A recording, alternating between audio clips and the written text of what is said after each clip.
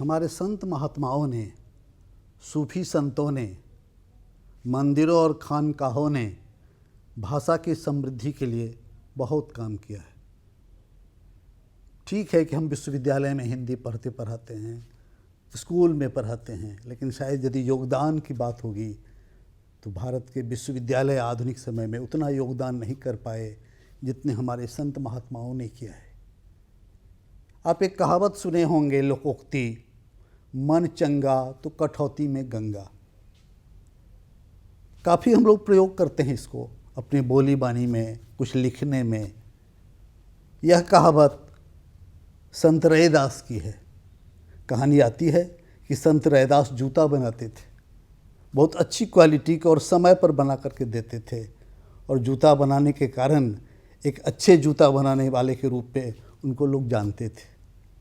लेकिन वो धार्मिक थे और लोगों के प्रति समानता और प्रेम का भाव रखते थे। एक बार उस गांव में जहां वो रहते थे, उसके महात्मा जा रहे थे गंगा स्नान करने के लिए, और उन्होंने कहा कि आपको भी चलना है। बोला नहीं नहीं, मैं यहीं काफ़ी हूँ, मैं जाऊँगा अभी तो मेरा मन यहाँ लगा रहेगा काम में, तो उससे बढ़िया है कि मैं यहीं रहूँ, और मन यदि प्रसन्न रहेगा तो घर में ही गंगा मिल जाएगी। कई कहानियाँ भी हैं कि उन्होंने कठौती में से एक सोने का कंगन निकाल के भी दिखाया, और इस बात की चर्चा हो गई, और तब से यह कहावत मशहूर है कि मन चंगा तो कठौती में गंगा। अर्थात मन यदि साफ और प्रसन्न है तो ईश्वर सहज उपलब्ध हैं। रैदास जूता बनाते थे, लेकिन दीन दुखियों की सेवा करने में उनकी विशेष रुचि थी। कई बार अपने कपड़े, अपने खाने ज़रूरतमंद को दे देते थे, और उन्होंने श्रम को सबसे अधिक महत्व दिया। बीच के कालखंड में आपने देखा होगा, हम लोग भी कई बार जो अधिक श्रम करता है उसको कमज़ोर और नीचा दिखाते हैं। रैदास ने कहा नहीं, जो अपना काम ठीक से करता है वही ईश्वर की सेवा करता है। और उनकी प्रसिद्धि इतनी फैल गई कि राजे, महाराजे, रानियाँ उनके आश्रम में आने लगे। एक बार की बात है, एक राजा ने उन्होंने कहा कि मैं आपको कुछ भेंट देना चाहता हूँ। बोले नहीं, मुझे तो कुछ भी नहीं चाहिए। जब कोई अवसर नहीं दिया तो सोने की मूठ से बने हुए एक औजार उन्होंने चमड़े काटने का उनको भेंट किया। रैदास ने कहा कि मेरा ये फूस का घर है, इसके ऊपर आप इसको कहीं घुसा के रख दीजिए, मैं ले लूँगा। एक वर्ष के बाद फिर राजा पहुँचे तो देखा वो हमारे सोने वाले औजार का उपयोग तो हो नहीं रहा है। उन्होंने पूछा उसका उपयोग नहीं किया? तो बोले हाँ हाँ, आपने तो दिया था, शायद वहाँ रखा था आपने, वहीं देखिए होगा। कोई लालच नहीं, कोई अस्पृहा नहीं, कोई राग नहीं, कोई द्वेष नहीं। और तभी तो वो संत हुए। और अपने यहाँ जो मीरा का नाम आपने सुना होगा, वो मीरा के गुरु थे। कबीर से बहुत प्रभावित थे रैदास। उनका जन्म भी बनारस में 1377 के आसपास हुआ। उनकी माता घुरबिनिया नाम की थी, और रघु उनके पिता थे, और लोना उनकी पत्नी थी। कबीर से बहुत प्रभावित थे, क्योंकि कबीर भी कपड़ा बुनते हुए साखी गाते थे, लोगों को मदद करते थे और वास्तविक धर्म का उपदेश देते थे।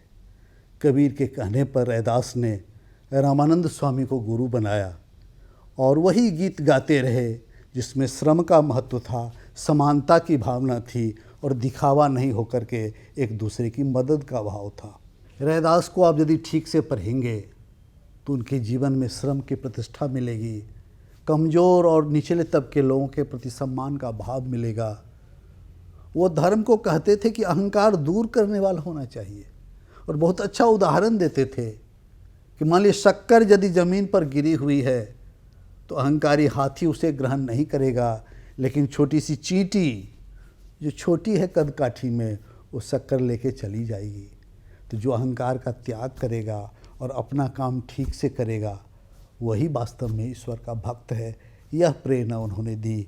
उनकी कुछ कविता, कहानियाँ, उनके वचन, उनकी वाणी आज भी बहुत ही लोकप्रिय हैं। और आपको जानकर के खुशी होगी कि गुरु ग्रंथ साहब, सिख लोग जिसको ईश्वर के रूप में मानते और उसकी पूजा करते हैं, 40 पद रैदास के उसमें संकलित हैं।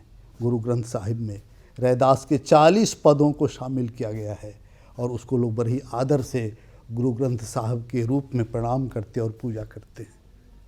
उनकी एक कविता है, मन ही पूजा मन ही धूप मन ही सेऊं सहज स्वरूप, ऐसा चाहूँ राज में जहाँ मिले सबन को अन्न, छोटे बड़े सब बसे रविदास रहे प्रसन्न।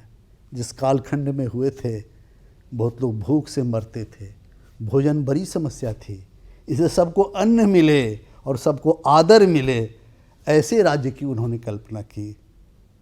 और फिर वो कहते थे कि श्रम को आदर दीजिए, अपना काम ठीक से कीजिए, सरलता सहजता दया और करुणा, इसी से ईश्वर को पाया जा सकता है।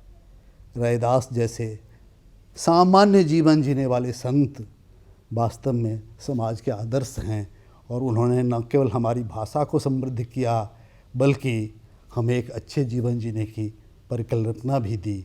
और तभी तो फिर मैं उनकी बातों को दोहराता हूँ, मन चंगा तो कठौती में गंगा।